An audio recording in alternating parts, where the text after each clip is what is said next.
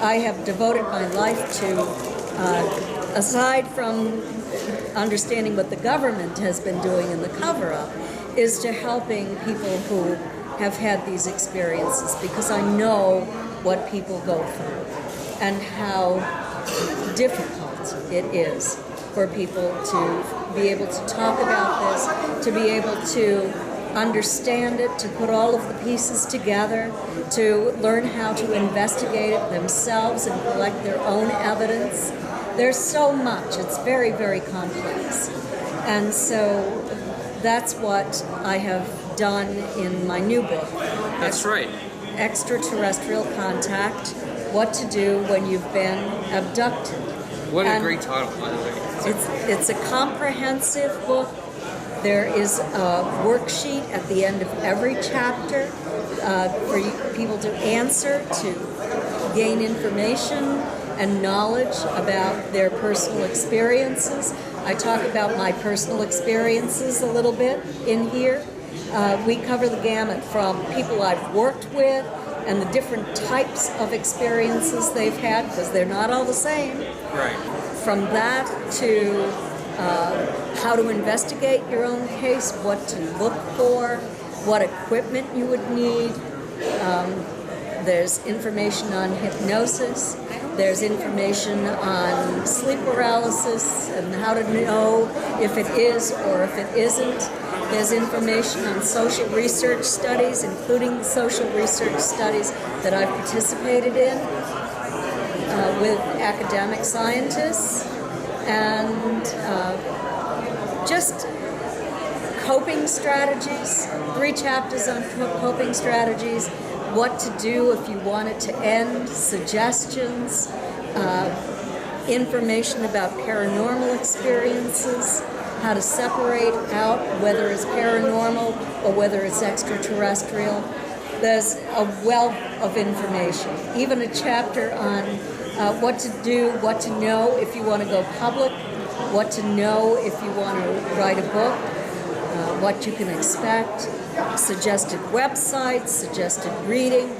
Everyone who's read that book has given me very high praise for that, because it's so comprehensive and useful.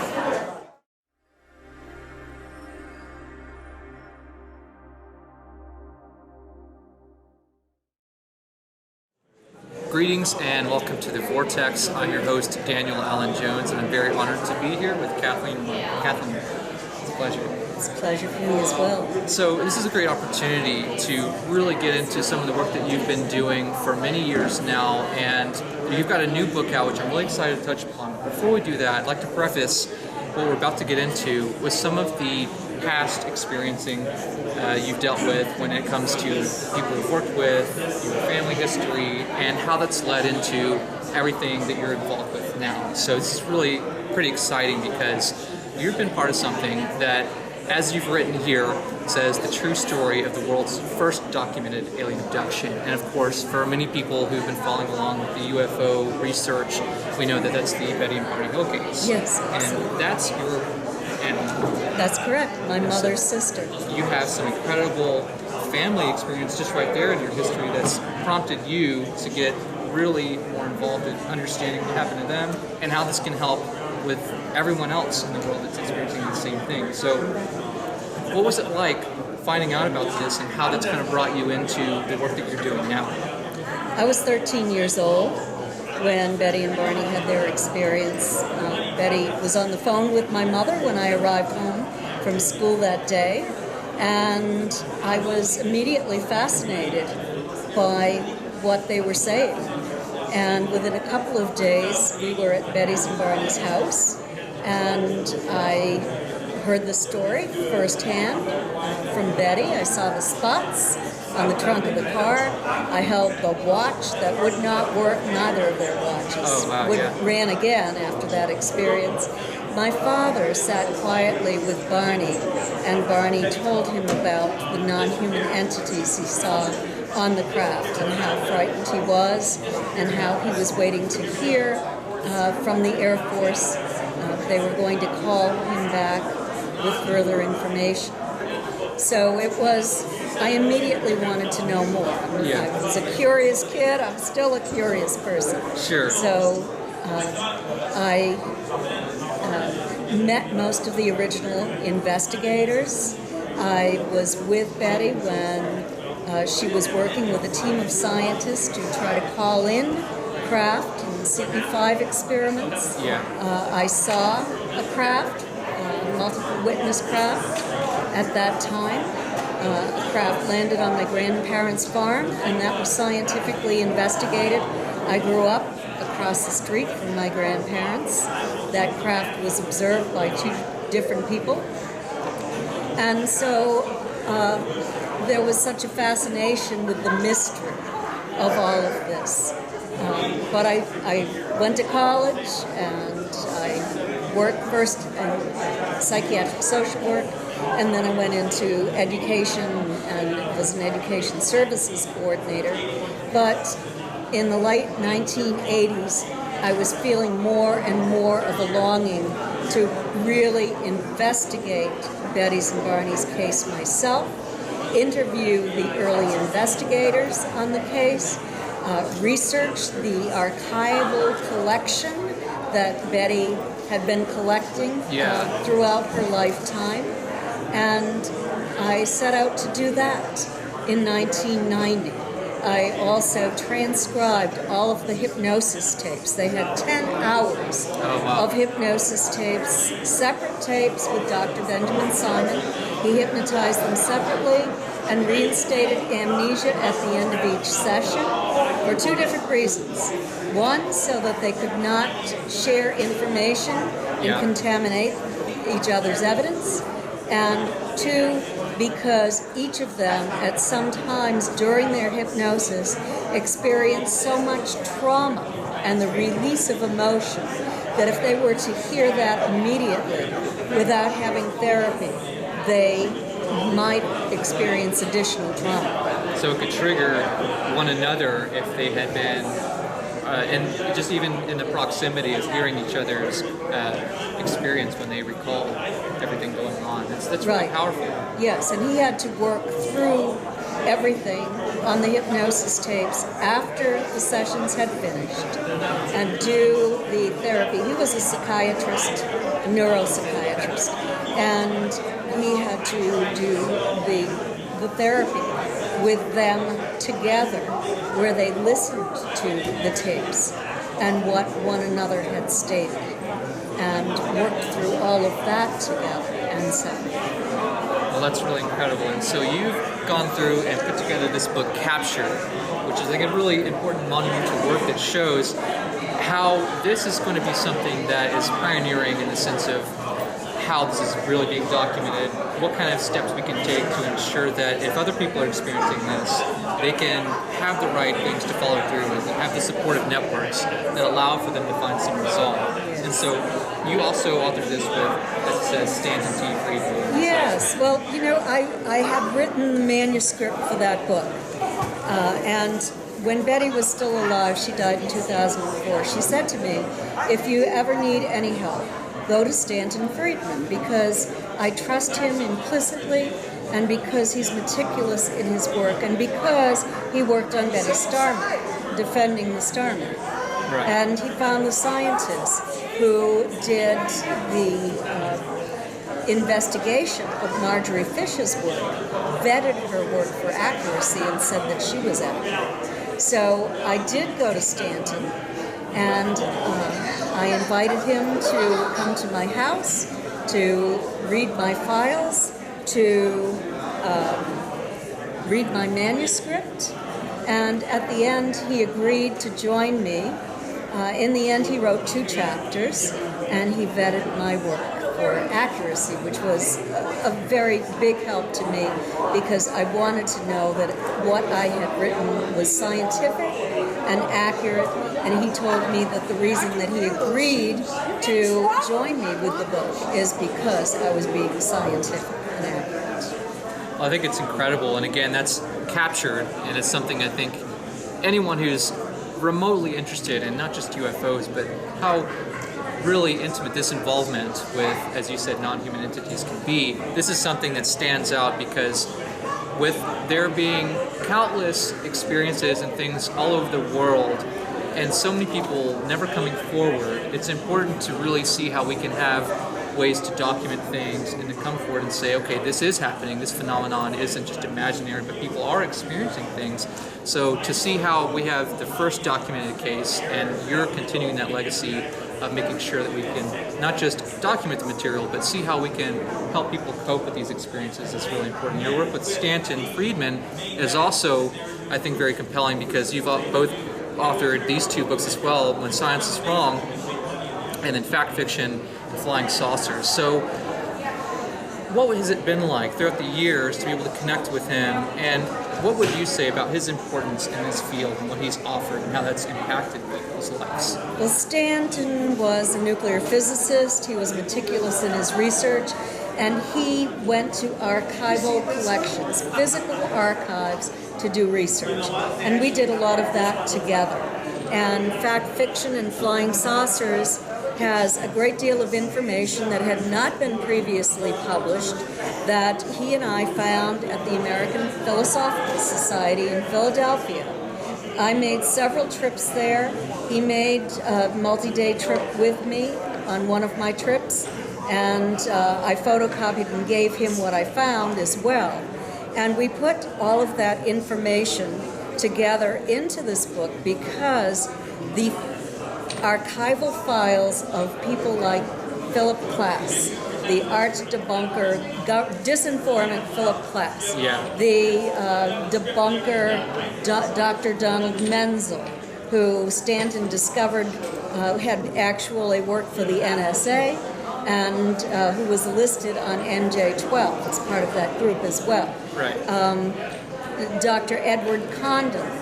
It gave us great insight into what was going on in Condon's mind as he was writing to his colleagues. He and Donald Menzel were fishing buddies. Yeah. I couldn't believe it. All of these people knew each other and were working together.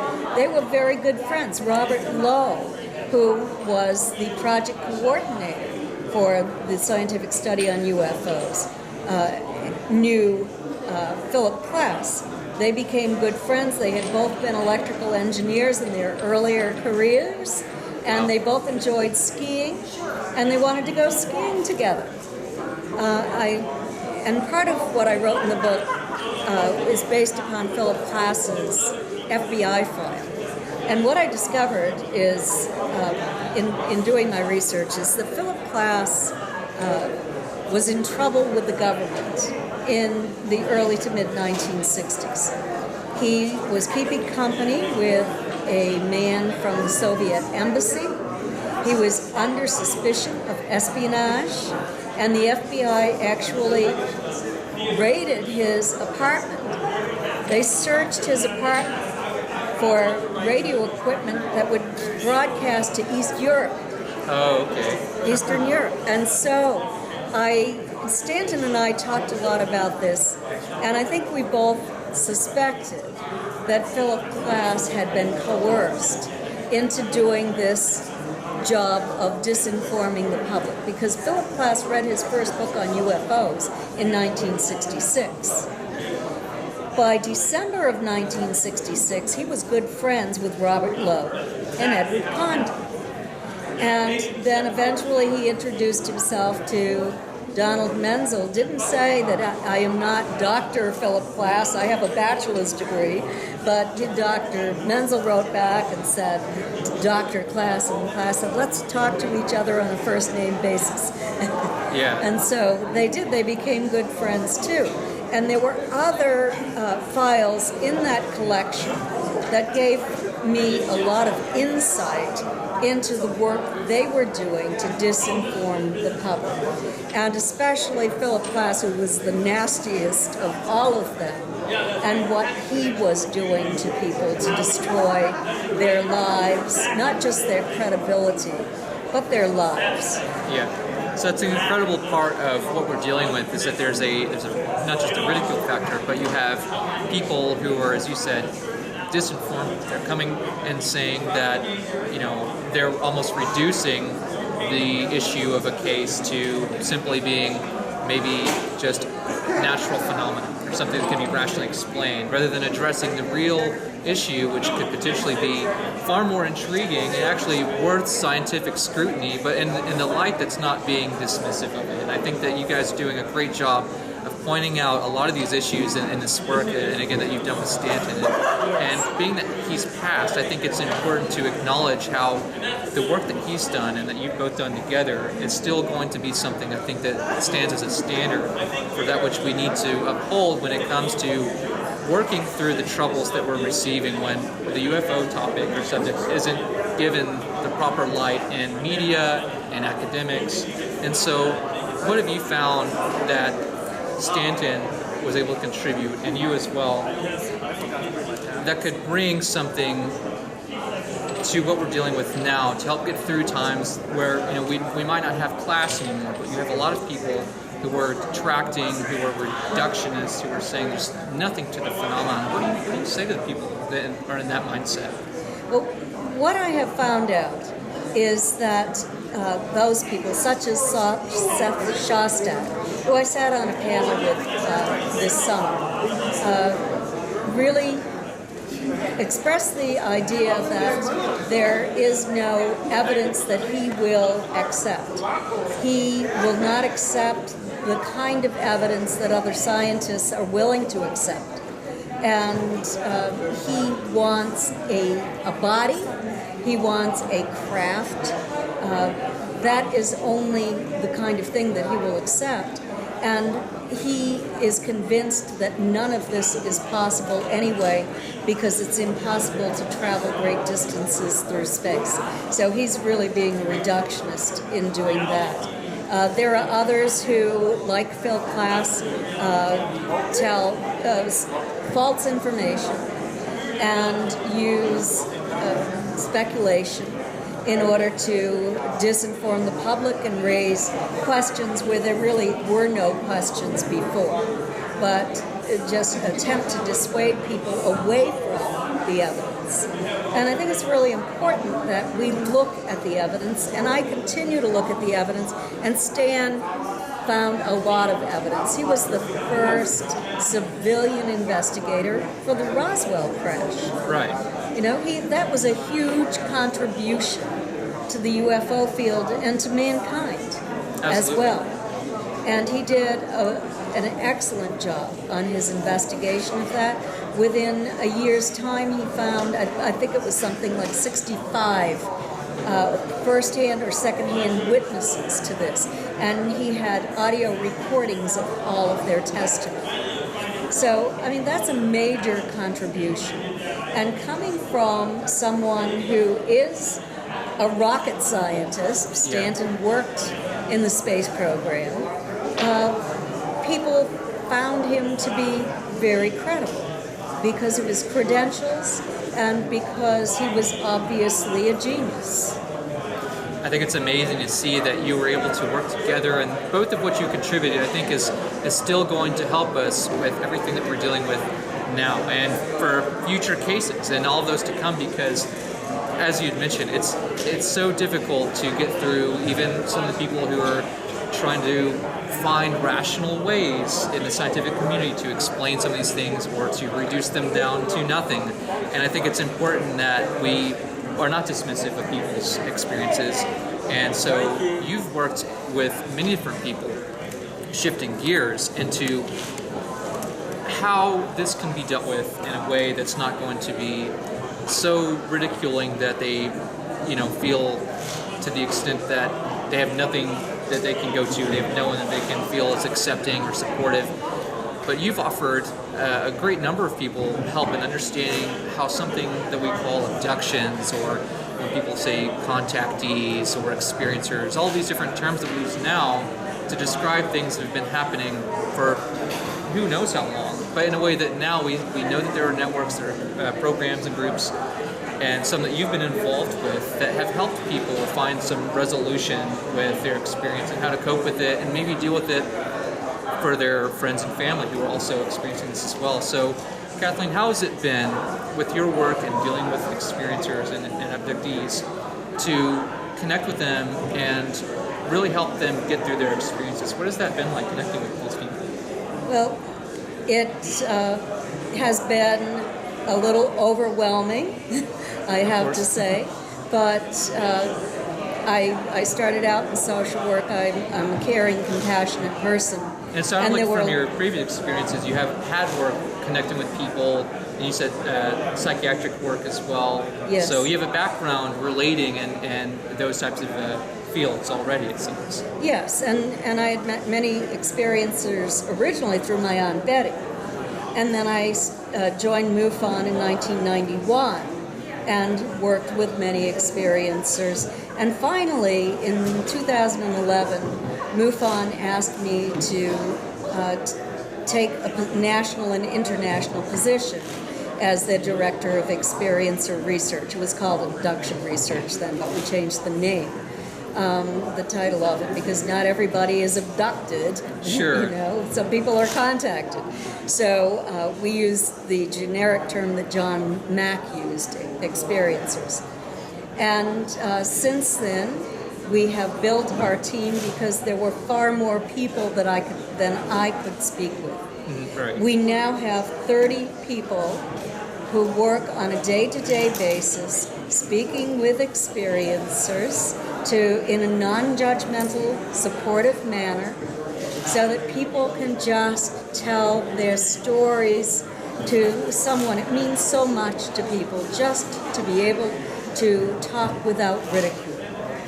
And people can do that by going to MUFON.com and scrolling down to the Experiencer Research Team page, clicking on that, going to the Experiencer Questionnaire. It's only 30 questions. It's an icebreaker.